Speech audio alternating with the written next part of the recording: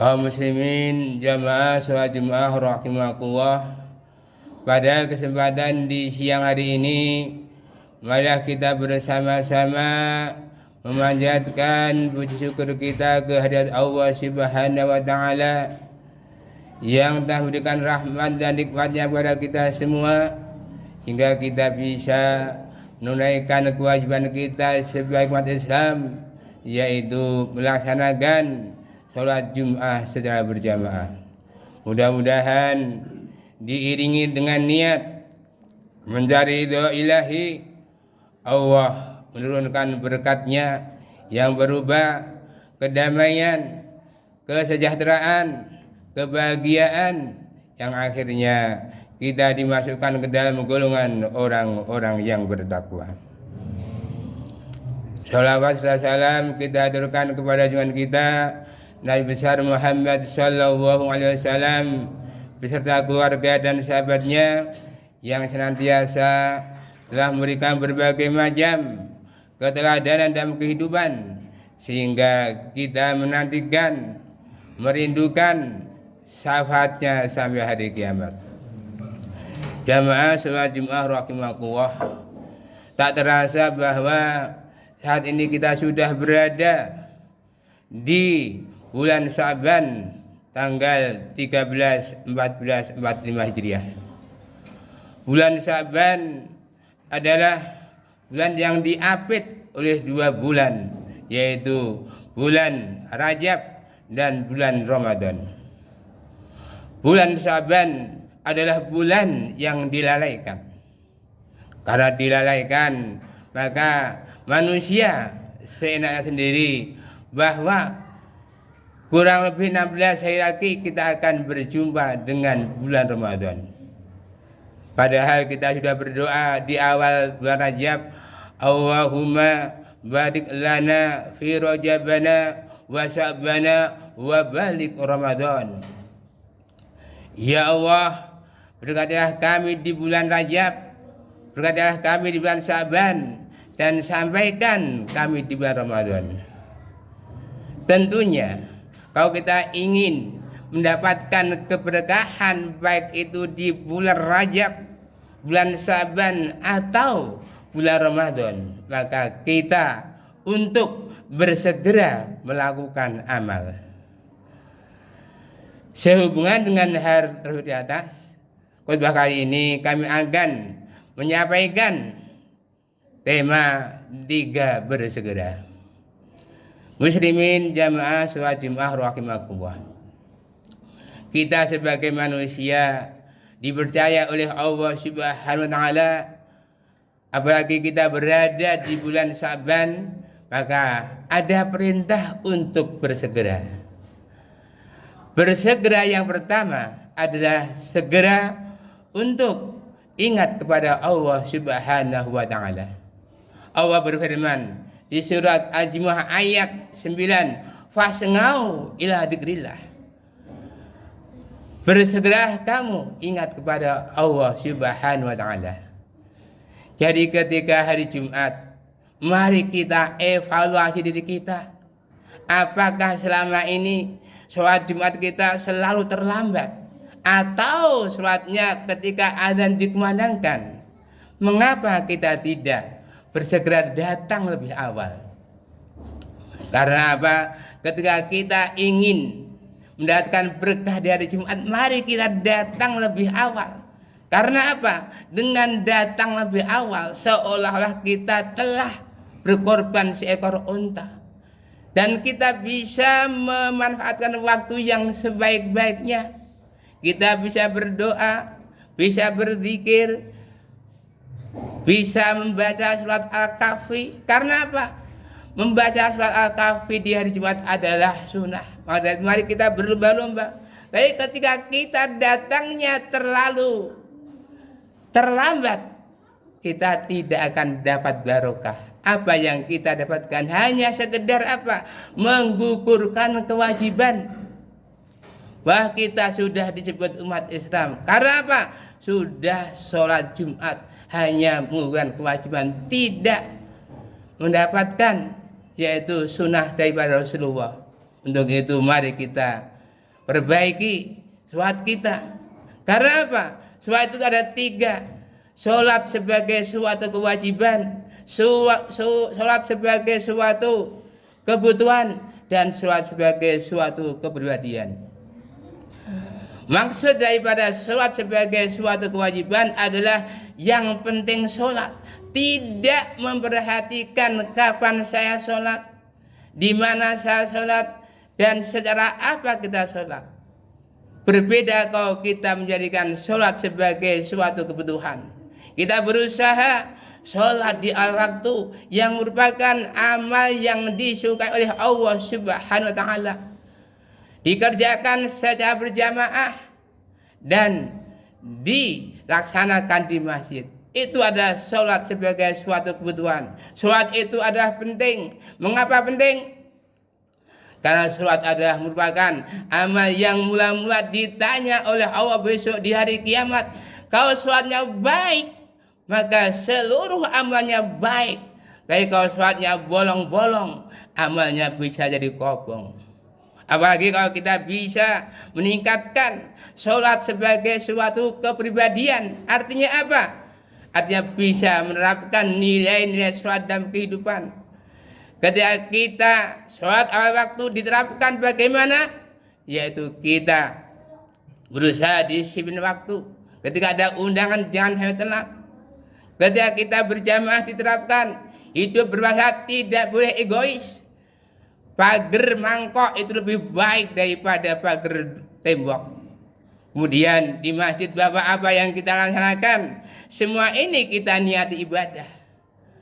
Dan yang ketiga, manakah kita menjadikan sholat sebagai suatu kepribadian, maka setelah sholat tidak ada yang namanya mencuri, korupsi, manipulasi. Karena apa? Allah berfirman di surat Al-Ankabut ayat 45, Inna sholata tanha 'anil fahsya'i wal munkar. Sungguhnya sholat itu bisa mencegah dari perbuatan yang keji dan mungkar. Yang ada pertanyaan adalah, mengapa banyak orang Islam setelah melaksanakan sholat banyak yang mencuri, banyak yang korupsi, banyak yang memanipulasi?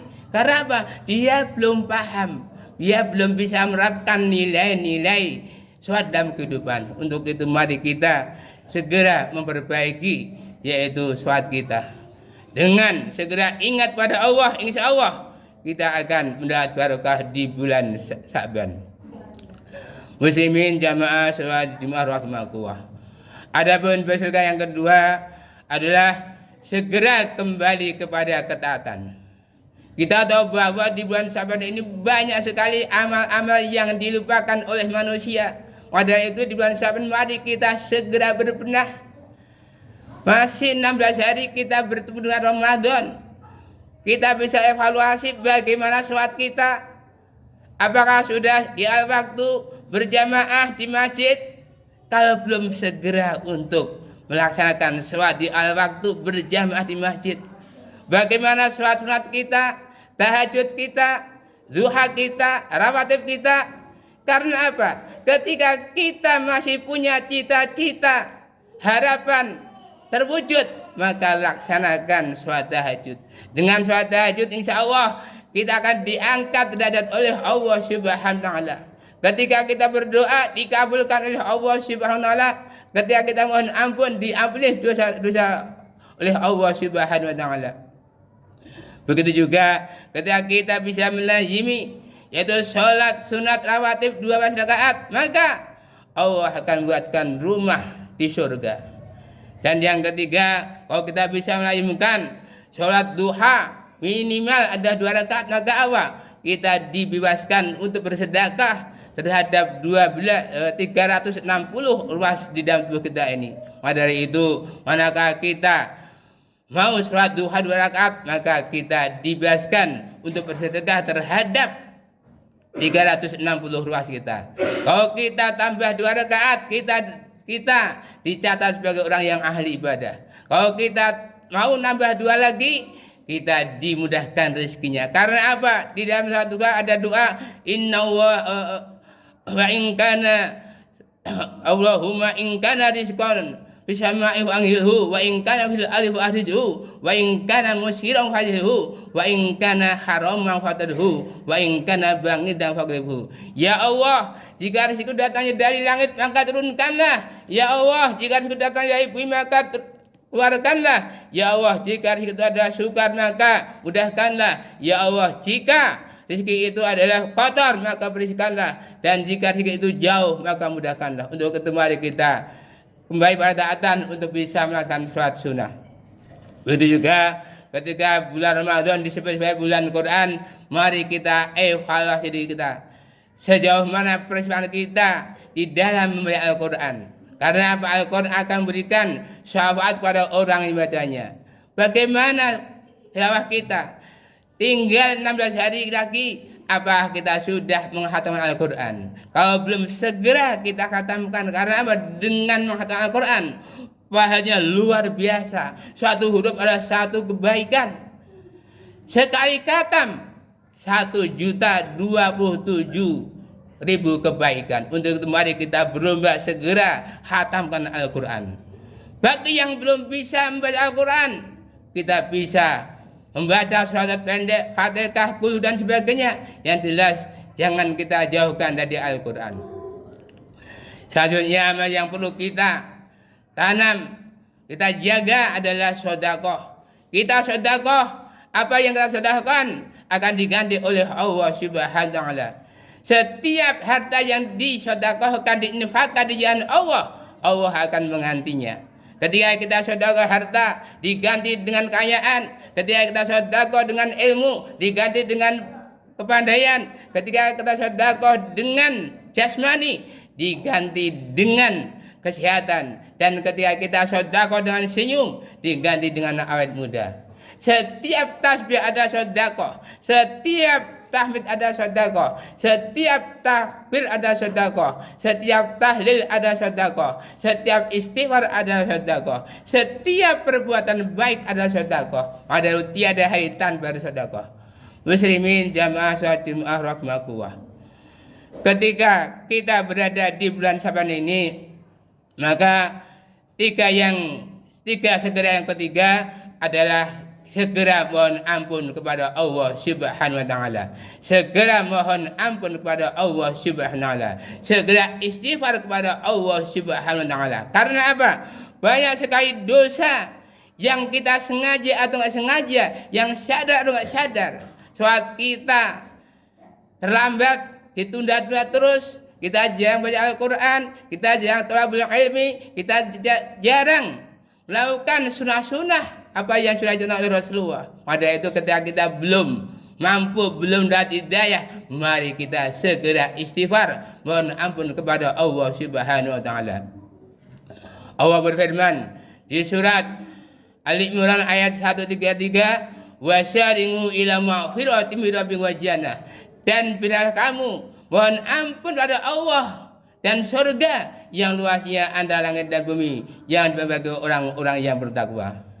Itulah tiga bersegera yang perlu kita laksanakan agar kita mendapat berkah di bulan Syaban. Alangkah berbahagianya manakala kita mendapat berkah di bulan Syaban, yang akhirnya kita bisa diizinkan, diberkahi Allah, bisa bertemu dengan bulan Ramadan, bulan 1000 pahala, bulan 1000 kebaikan, bulan penuh Lailatul Qadar, bulan penuh ampunan. Untuk itu mari kita senantiasa mohon ampun pada Allah. Kita berdoa, Allahumma barik lana fi rajabana wa sya'bana wa barik Ramadan. Ya Allah, berkatilah kami di bulan Rajab, bulan Syaban, dan sampai di bulan Ramadan.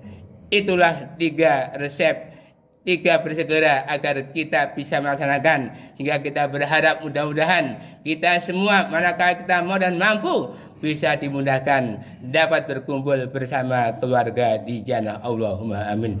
Barakallahu fil Qur'anil azim. A'udzubillahi minasyaitonir rajim. Bismillahirrahmanirrahim. Qul huwallahu